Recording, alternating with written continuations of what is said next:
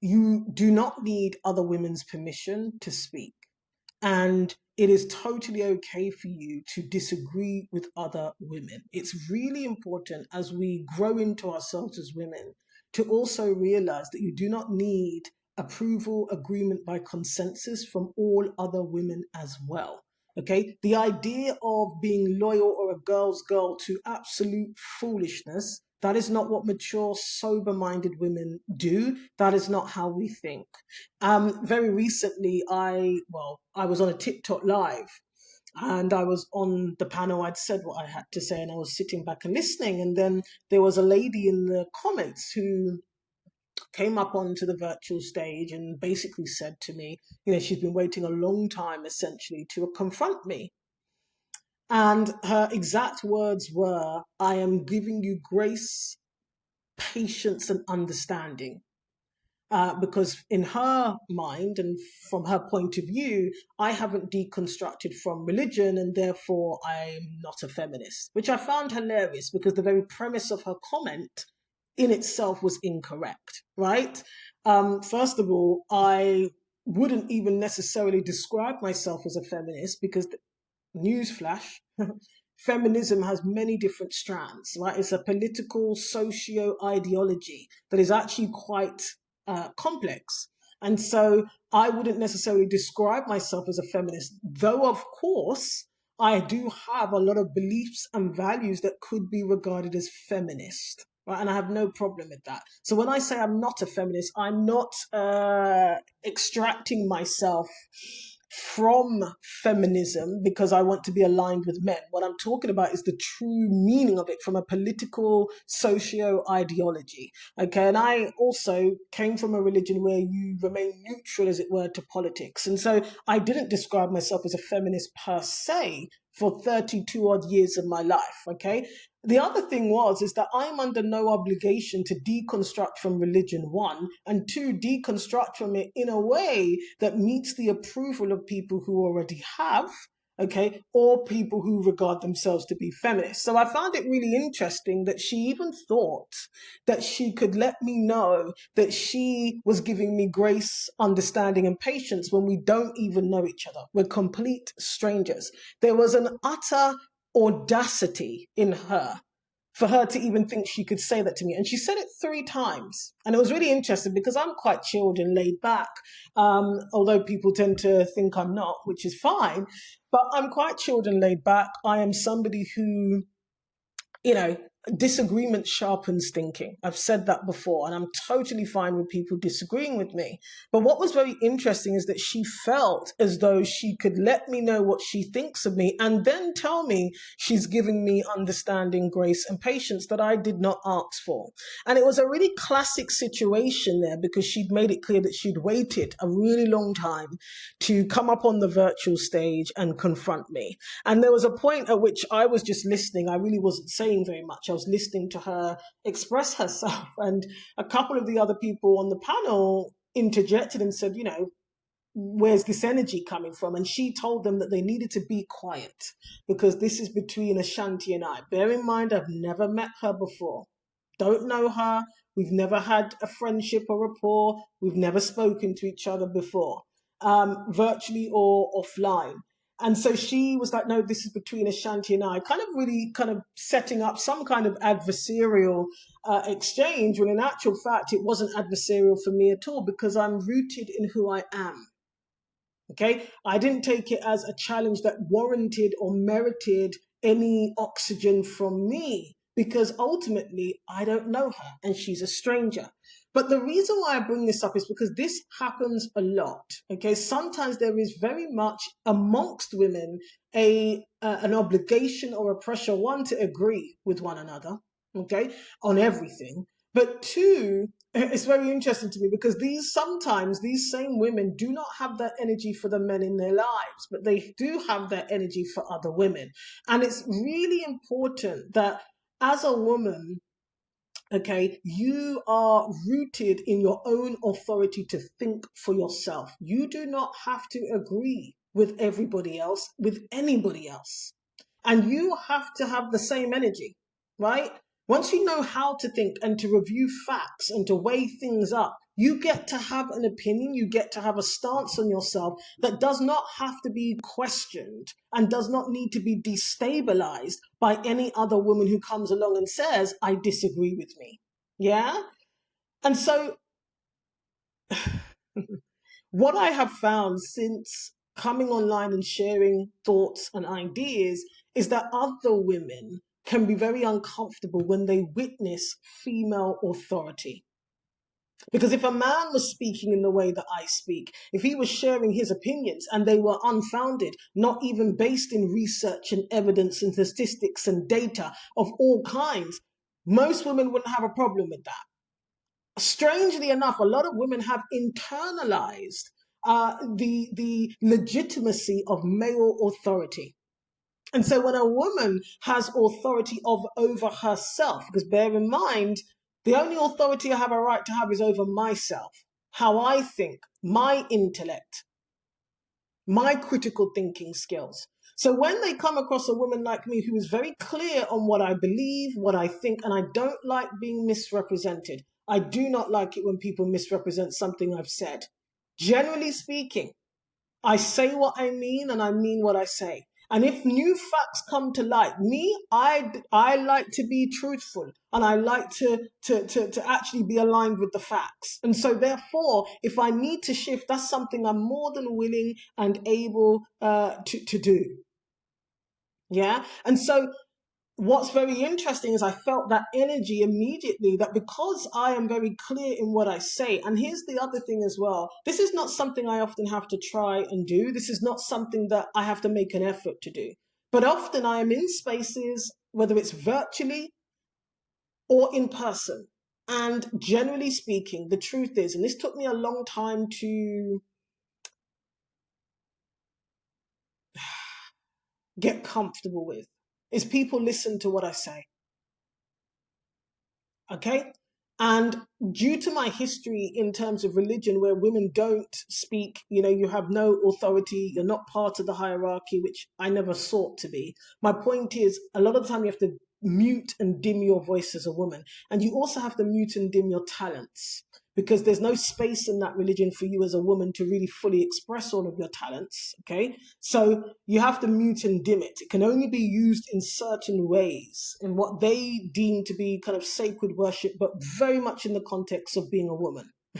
Even when it comes to certain sacred worship activities, you will end up as a woman in the kitchen making bacon butties for the brothers, right? So, and it doesn't matter. That's the woman's role. Cleaning, you will be doing that too, of the Kingdom Hall. Like, women volunteer for a lot of domestic, coded roles, even in certain religions. So the fact of the matter is that my presence is often felt, even in a digital way. It's not something I can help. It's simply who I am. And this is why I always find it very funny when men are complaining consistently about leadership and how women don't submit and yield. Women are actually very submissive, especially amongst each other, right? As an eldest daughter, I've never had problems with women wanting to follow me. In fact, it's annoying, because often I embody certain qualities and traits that they want to submit to. It's actually very annoying to be the eldest daughter in a friendship group, for example, right? I have no problem. There's never been a time where I've had to say, you must follow me or I'm the leader. In fact, half the time, sometimes I'm trying to hide, because I really don't want people to ask me for directions. I don't want people to ask me, what are we doing? How do we do this? When they could Google it themselves. But they often assume that I know the answer and I will have the answer. I'm often trusted as a safe pair of hands. And it's taken me a really long time, actually, to embrace that.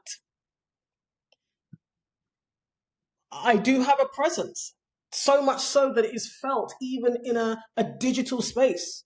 So much so, right? And so what can happen sometimes is that unsettles other women who have not claimed their own authority. Number one, often to me, it's an indication they haven't claimed their own authority, because if they had, they would not be destabilized by another woman who's claimed hers. Yeah? And so when you are in spaces as a woman and you speak clearly, you can articulate yourself well. And also, I actually believe how I can't pretend that I don't think in a certain way. It can destabilize other women. And I hadn't really experienced that in a long time, actually. So when she came up on the stage and shushed everybody else because she wanted a space, I gave her the space. I really didn't say much. I didn't say anything, despite the fact the very premise of what she accused me of was incorrect. Because I've never ever called myself a feminist necessarily, number one. And like I say, for a number of reasons, I don't. Okay, even though I have certain ideas and values that could quite rightly be classified as feminist, and I have no problem with that. I agree with the UN's definition of feminism. Who could disagree with the fact that all genders should be able to exist in safety? Who could disagree with that, right? And my journey when it comes to religion is mine. I'm not allowing other people, I don't need consensus to validate my own personal beliefs around faith and identity. You know, I talk very openly about religion as a system of power. Okay? Other women don't get to challenge me either. The same way I don't outsource how I see myself to men and how they want to appraise me as a woman. The same way I leave no door ajar. I don't even allow oxygen to flow around that way. It goes the same for women. And there's a difference between seeking permission from women and being in community with women. There's a difference between being loyal to what is right, regardless of the gender, and then trying to really just be accepted by other women. There's no performance required from me. I'm not going to try and be as feminine as some other women might think I should be. I'm not softly spoken, clearly, right? My tone of voice is always criticized. My clarity is always labeled as angry, as bitter, as traumatic. Someone in one of the comments said that my content is rage bait. This is somebody who's hurt and traumatized. These things are predictable, boring, repetitive, misaligned accusations. I'm all right with who I am and how I am, how I communicate. I am never going to cognitively submit or dim myself so that other women feel like I'm more womanly or feminine, so that it suits them or that I agree with them. This is the cost often of assuming your own authority. It's not really about men. It's not always about men and what they think of you. Amongst ourselves as women, we often have these expectations. Yeah? Because the expectation often is that powerful women must remain relationally submissive to other women. Yeah? Because when she said to me, I'm giving you grace, patience, and understanding, what she was attempting to do is position herself above me intellectually and socially. And actually, that doesn't run around here. That's not something we should be doing to each other as women anyway, to be honest. Right? And also, sometimes as a woman, one of the invisible contracts is that you have to earn your right to speak with authority. And your authority is only gained through group approval. Well, I bypassed all of that. Yeah? Apparently, a woman like me is expected to soften and be liked first and align with all the other women before I'm allowed to speak clearly. Well, I didn't ask for permission. I don't need it. I don't operate in that way. I think clearly, I speak clearly, and I'm not seeking validation from other women. And the reason why this is so important is because when you do reclaim your authority, you will find it can impact the way other women see you. I can't tell you the number of times I get DMs and comments from women saying, I really didn't like you. And I chuckle because I'm not here to be liked. I'm not trying to be liked. Okay? I'm not trying to be liked. And they're often surprised and shocked because I'm not invested in whether or not other women like me, whether they think I'm cuddly. You know, this whole thing about being nurturing. Plants are nurtured. Children are nurtured. I'm a grown adult. It's not my role to nurture other adults. Okay?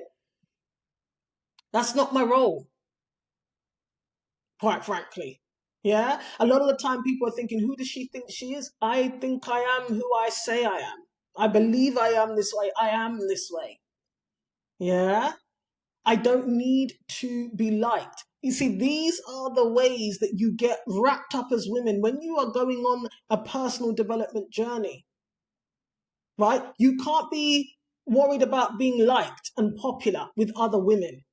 Now, granted, most women are socialized to believe that consensus equals safety, okay?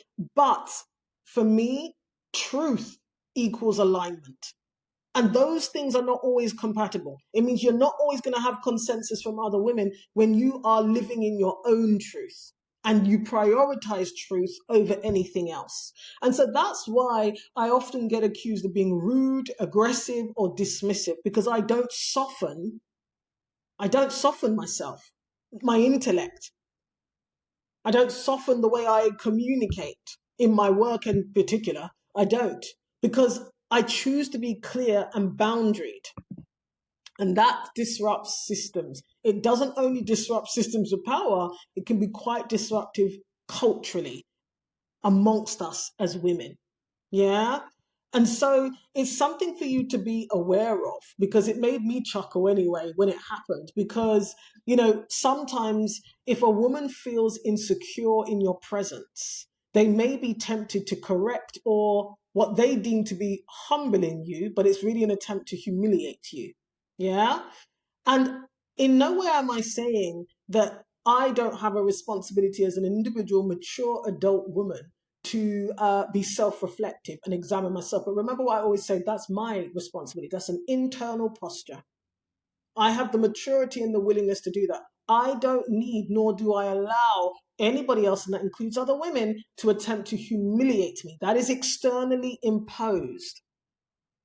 Yeah. So what happens is sometimes women are regulating their own discomfort with your authority, okay, by trying to correct you or trying to say, well, we shouldn't. It's so funny. Even under one of my Substack articles recently, a woman commented and said, well, sometimes we have to say things softly. We have to be nicer.